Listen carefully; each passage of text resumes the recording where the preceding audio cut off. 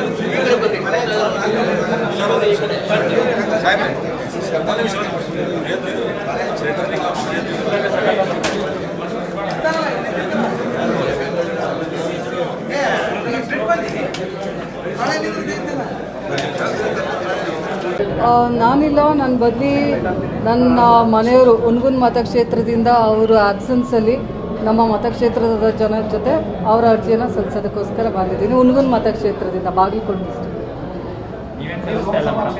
ನಾನು ಲೋಕಸಭಾ ಅಭ್ಯರ್ಥಿ ಆಗಿರೋದ್ರಿಂದ ಅದ್ರ ಕಡೆನೇ ಕಾನ್ಸಂಟ್ರೇಟ್ ಮಾಡಬೇಕನ್ನೋದು. ನಾನಿಲ್ಲ, ನನ್ನ ಬದಲಿ ನನ್ನ ಮನೆಯವರು ಹುನಗುಂದ ಮತಕ್ಷೇತ್ರದಿಂದ ಅವರು ಆಬ್ಸೆನ್ಸಲ್ಲಿ ನಮ್ಮ ಮತಕ್ಷೇತ್ರದ ಜನರ ಜೊತೆ ಅವರ ಅರ್ಜಿಯನ್ನು ಸಲ್ಲಿಸೋದಕ್ಕೋಸ್ಕರ ಬಂದಿದ್ದೀನಿ. ಹುನಗುಂದ ಮತಕ್ಷೇತ್ರದಿಂದ ಬಾಗಲಕೋಟೆ ಡಿಸ್ಟ್ರಿಕ್ಟ್.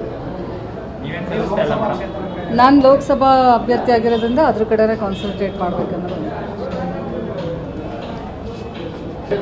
ನಾನಿಲ್ಲ, ನನ್ನ ಬದಲಿ ನನ್ನ ಮನೆಯವರು ಹುನಗುಂದ ಮತಕ್ಷೇತ್ರದಿಂದ ಅವರು ಆಬ್ಸೆನ್ಸಲ್ಲಿ ನಮ್ಮ ಮತಕ್ಷೇತ್ರದ ಜನರ ಜೊತೆ ಅವರ ಅರ್ಜಿಯನ್ನು ಸಲ್ಲಿಸೋದಕ್ಕೋಸ್ಕರ ಬಂದಿದ್ದೀನಿ. ಹುನಗುಂದ ಮತಕ್ಷೇತ್ರದಿಂದ ಬಾಗಲಕೋಟೆ ಡಿಸ್ಟ್ರಿಕ್ಟ್.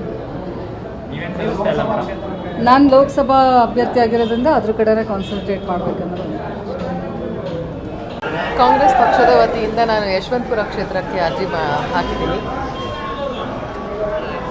ವರಿಷ್ಠರೆಲ್ಲರೂ ಅದಕ್ಕೆ ಒಪ್ಪಿಗೆ ಕೊಡ್ತಾರೆ ಅನ್ನೋ ಒಂದು ಭರವಸೆ, ನಂಬಿಕೆಯಿಂದ ನಾನು ಈ ಅರ್ಜಿಯನ್ನು ಸಲ್ಲಿಸಿದ್ದೀನಿ.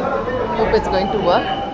ಒಂದು ಒಳ್ಳೆಯ ಆಕಾಂಕ್ಷೆಯಿಂದ ನಾನು ಸಾಕಷ್ಟು ಈ ಮುಂಚೆನೇ ನಾನು ಟಿಕೆಟ್ ಕೇಳಿದ್ದೆ, ಆಕಾಂಕ್ಷಿಯಾಗಿದ್ದೆ ನಾನು MLA ಆಗಿ ಇದಕ್ಕೆ ಅಭ್ಯರ್ಥಿಯಾಗಿ.